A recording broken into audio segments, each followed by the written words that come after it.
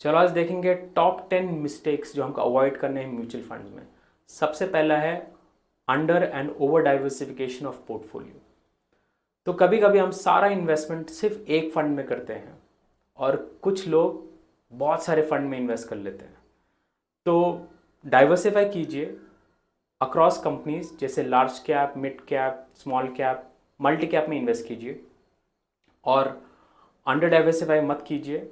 सिर्फ एक फंड में, दो फंड में डाइवर्सिफाई कीजिए, पर ओवर डाइवर्सिफाई मत कीजिए। जैसे किसी के मैंने देखे 20 फंड में इन्वेस्टेड है, अगर आपका इन्वेस्टमेंट 25 लाख है फिर भी आपको 10 फंड से ज़्यादा नहीं चाहिए। दूसरा है कि फ़ी और एक्सपेंसेस को इग्नोर करना।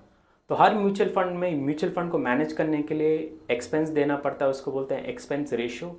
ये रेंज करता है 0.1 से लेकर 2.5% तक। तो मान लो अगर आपने ऐसे फंड में इन्वेस्ट किया जिसका एक्सपेंस रेशियो 2.5% है, तो बहुत ही सिंपल कैलकुलेशन के हिसाब से अगर आपने 1 लाख इन्वेस्ट किया है, 2.5% उसका होता है 2500। 10 ईयर्स के हिसाब से 25,000 होता है। ऑब्वियसली से बहुत ज़्यादा होता है, बट ये सिंपल कैलकुलेशन है।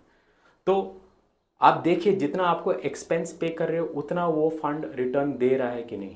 तीसरा है इग्नोरिंग टैक्सेस। तो यस, म्यूचुअल फंड में टैक्स लगता है, इक्विटी म्यूचुअल फंड में भी टैक्स लगता है, शॉर्ट टर्म और लॉन्ग टर्म कैपिटल गेन्स। अगर आपने कोई भी इक्विटी फंड 1 साल से पहले विड्रॉ किया है तो जितना भी आपने प्रॉफिट कमाया 15% फ्लैट टैक्स आपको पे करना पड़ता है। अगर वहीं पे अगर आपने 1 साल तक अगर उस पर इन्वेस्टेड हैं आप, तो पहला 1 लाख आपका टैक्स फ्री है, उसके बाद में आपको 10% टैक्स पे करना पड़ता है। चौथा है कि नॉट रिव्यूइंग पोर्टफोलियो। तो हम म्यूचुअल फंड में एसआईपी इन्वेस्टमेंट ऐसे करते हैं जैसे हम कोई इंश्योरेंस प्रीमियम भर रहे हैं, राइट? ऐसा नहीं है। आपको हर साल कम से कम एक बार आपको रिव्यू करना है। एग्जिट नहीं करना है, सिर्फ रिव्यू करना है कि बेंचमार्क के हिसाब से आपको कैसे आपका फंड कर रहा है, क्योंकि एटलीस्ट बेंचमार्क को तो आपका रेगुलर फंड बीट करना चाहिए। पांचवा है chasing market hype, ignoring risk. तो हम क्या करते हैं, जो भी हाइप्ड अप जो फंड है, बिना उसके रिस्क देके आप डायरेक्टली उसमें कूद जाते हो। आपको कभी भी आपके गोल के हिसाब से इन्वेस्ट करना है, आपके रिस्क के हिसाब से। तो मेरा गोल शायद लॉन्ग टर्म होगा, शॉर्ट टर्म नहीं। और शायद मेरा इन्वेस्टमेंट स्टाइल मॉडरेट रिस्क ले सकता हूं मैं, तो मार्केट हाइप पे मत जाइए। सिक्स्थ है ओवरलुकिंग इंडेक्स फंड।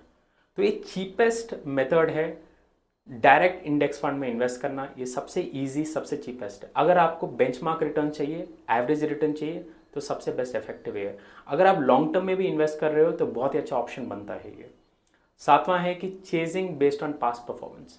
तो हम सब लोग last 1 year, 3 year, 5 year, 10 year का क्या रिटर्न है। देखिए, रिटर्न के अलावा भी बहुत सारे दूसरे फैक्टर्स होते हैं, जैसे इन्वेस्टमेंट स्ट्रैटेजी क्या है फंड मैनेजर का, इसका कंसिस्टेंसी कितना है। तो कभी कभी फंड मैनेजर तुक्के में परफॉर्म कर लेते हैं, बट अब परफॉर्मेंस के हिसाब से, पास परफॉर्मेंस के उनके पास ज़्यादा पैसा है, क्या वो जस्टिफाई कर पाएंगे? तो और भी फैक्टर्स हैं, सिर्फ पास परफॉर्मेंस में मत जाइए। आठवां है कि विदाउट एनी गोल आप इन्वेस्ट कर रहे हो, आपके माइंड में कोई गोल नहीं है, लॉन्ग टर्म, शॉर्ट टर्म, कोई आपका ये नहीं है कि मुझे कार खरीदने के लिए, घर खरीदने के लिए मैं इन्वेस्ट कर रहा हूँ, लॉन्ग टर्म कर रहा हूँ, शॉर्ट टर्म कर रहा हूँ। ऐसे में आपको पता नहीं कि कौन से फंड में आपको इन्वेस्ट करना है, तो ये आपके एक्सपेक्टेड रिटर्न्स भी पता नहीं है। तो जैसे लोग कर रहे हैं आप उसको कॉपी कर रहे हो। तो कभी भी इन्वेस्टमेंट के लिए आप गोल रखिए, उसके हिसाब से ड्यूरेशन सेट होता है। नाइन्थ है फ्रीक्वेंट ट्रेडिंग। तो काफ़ी सारे लोग जो ट्रेडिंग में बिलीव रखते हैं, उनको ट्रेडिंग में मज़ा आता है, तो म्यूचुअल फंड को भी शेयर जैसे ट्रेडिंग करने लगते हैं। इसमें क्या होगा, आपको हाई ट्रांजैक्शन कॉस्ट लगता है, टैक्सेस डेफिनेटली अट्रैक्ट करते हैं। 15% शॉर्ट टर्म आपको हर प्रॉफिट में टैक्स भरना पड़ेगा, तो इसके लिए आपका ओवरऑल जो रिटर्न है वो कम हो जाएगा। 10th है आप गारंटीड रिटर्न के पीछे भागते हो। म्यूचुअल फंड में कोई गारंटीड रिटर्न नहीं है, इक्विटी हो या डेट फंड हो, कोई गारंटीड रिटर्न नहीं है, क्योंकि ये कंप्लीटली डायरेक्टली शेयर्स के प्राइस के हिसाब से है।